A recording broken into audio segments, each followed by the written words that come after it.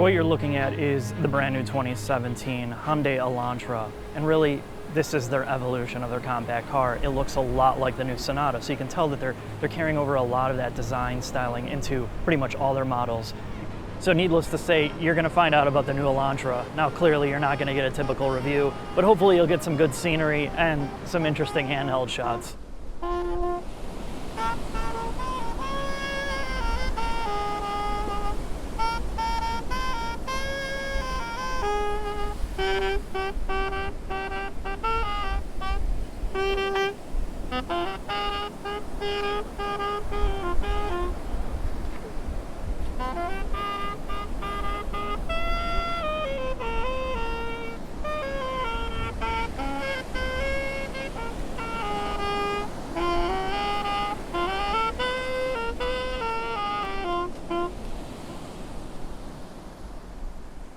So there's all of those pieces. So now what we're doing is we're trying to build out a little more brand affinity for the organization. And so what we've done is we really started talking about what we have already coordinated in the organization. We have a company and a culture that we like to say make things better. We come to work every day really trying to strive, making sure that the cars are better, the customer experience at retail is better, and so it's our new mantra. Now even sitting in person, this all sounded sincere. But next was the expertly planned station jumping, where each Hyundai representative went over each part of the car, from the exterior to the driving dynamics, to even, in this case, the Clarify technology in the head unit to help with compressed audio, with its primary focus being on satellite radio. Next, we heard from Miles, who was explaining the Android and Google integration into the head unit and how the functionality works and how they wanted it to be a easy-to-use experience. Then we got to the nuts and bolts, how there was a ton of effort exerted into quieting down the interior of this car, from adhesives to hull design to bushings, and then the biggest thing, the overhaul in the suspension, which Hyundai has spent tons of work on their new model cars, in the Sonata and the Genesis, now the Elantra. And this is one of their big pushes, including, obviously drag reduction with underbody airflow and overbody airflow and just, little tricks that they use. The chassis, we go on to adhesives from Dow Chemicals, the use of structural adhesives between the panels, which helps reduce dusting and rusting and quietness, and then overall strength without having to use as much steel. But their breakdown of, obviously, the cross-sectioning of the vehicle showing the strength of steel throughout the whole chassis is how they're able to increase rigidity and overall enhance performance. We have probably the leading edge of technology here. Body shop has over 300 robots doing precision welding. Paint shop has over 90 robots that does the painting, and then in general assembly installs the instrument panel. And then we have also other robots that install intricate parts. So all in total we have over 400 robots throughout the plant site that do a lot of our work. There's a lot of human touch still required, and it's required because of all the small details that go into building a car. It takes a human touch to do that.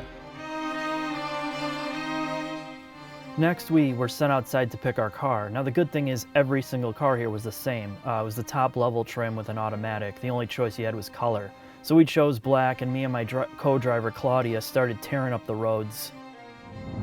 We are in the Hyundai Elantra, the 2017, and the first thing I can say about being inside this car is it's really quiet. I think that's the most noticeable thing, more so than anything, because this feels like a modern Hyundai anyway. All the modern Hyundais essentially have this same cabin, just motif. This car has so much technology in it. They essentially want this to be loaded full of tech and features that you'd find in like a $30,000, $40,000 car, because you have memory seats, you have seat heaters, which a lot of cars have anyway, but you have radar cruise control, you have lane assist, including correction. So there's a lot of features here that you're not finding even on upscale mid-sized cars, which is nice. So, all that tech doesn't make it a good car, and I guess really that's what we're trying to find out. You're Latino, what do you think? What would a Latina woman think about this car? What would you tell them? I love that it's quiet. I love that as well, and I like that I see a lot of features that I have seen in the upper scale, vehicles, which is not common. But what I really like is the room. Usually when I do the drive with comparable vehicles, I never had all this room. I think they have really improved as far as room. I think I just don't see like difference in the style. How about you? In terms of the old versus the new, or just, yeah, I don't know. To me, this seems, it's a good interior, but it's not. But it's not different, right? Do you agree with me? It's not very different, no. You drove the other one. Yeah, I drove the other one. Yeah. I mean, this layout's better. The center stack and some of the overall ergonomics are better, but it's not. Talking about design. It's just bland. Yes. Yeah, it is bland. You agree with me? I do, yeah. You agree with my opinion? I do, Do you like yeah. the room? Do you No, don't the you room feel is, that they have more room in it this one? It is a ton of room. Okay. See? This is a lot more room. I'm not so crazy. No, you're not. I would, I wasn't going to say that because I don't want to get hit. I'm waiting to get slapped in the mouth on this drive. And I will do that. Yeah, I know.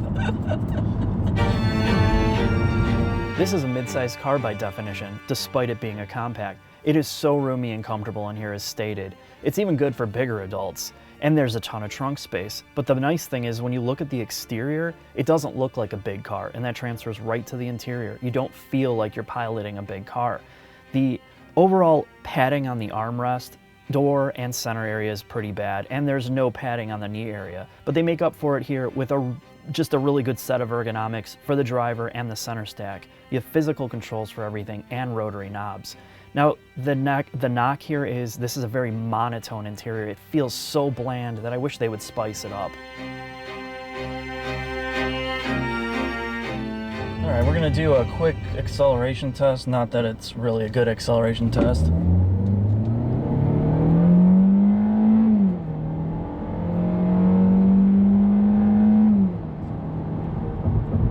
It's ample. Yeah. I mean, it is what it is. I know. It's more tuned for definitely like fuel economy. You can tell the manual mode auto upshifts for you doesn't hold revs, but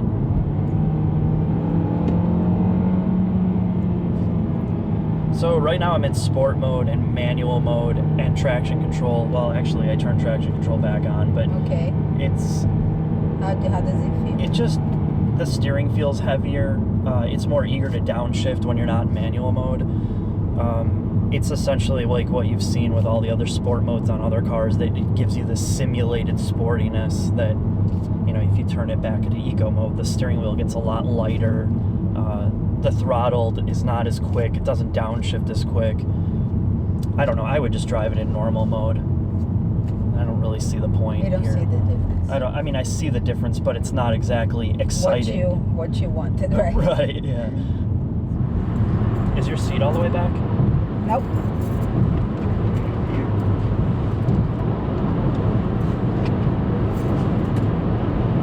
Holy shit. How tall are you? 5'6". Okay, so you're taller than average. Essentially, this motor has really good torque and horsepower. It's just about the right amount.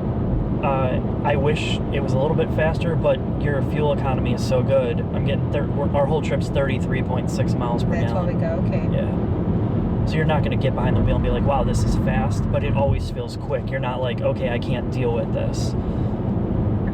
And you also feel, as a passenger, it responded really well when we had those, through the turns. Roads, right? Yeah, once you get up in higher elevation too, I think that's something to note here. A lot of turbocharged cars feel slow once you get higher up. They run out of power. This always had power pulling out of the turns. For an eco 4-cylinder, it's really good.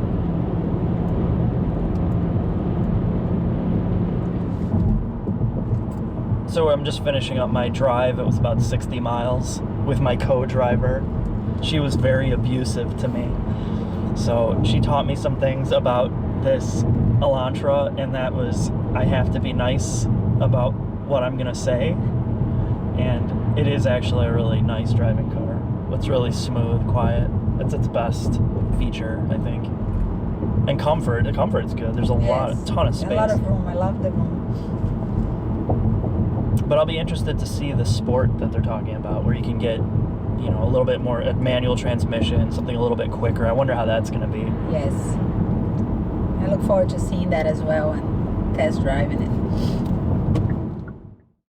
So the short of it is, Hyundai as a team, especially, you know, hanging out with them during this event, they're very serious about it. They're super passionate about it, and you can tell that, you know, this is an important car for them, and they don't take it lightly. They've improved it across the board from the last generation. This is a totally better car, and it's not just marketing fluff. They've addressed all the major issues the previous Elantra had, namely with the suspension. It rides better, it's more quiet, it handles better. This is a more refined car. It feels like it's not only moved up in size, but it's moved up in class, definitely. Now, this specific model was fully loaded, and I think my biggest problem was it lacks a sense of like character. It's not a very visceral feeling car, but I'm hoping that the sport model kind of helps some of that out. This would be a perfect cruiser, comfortable like car for most people that are looking for daily transportation with an upscale feel.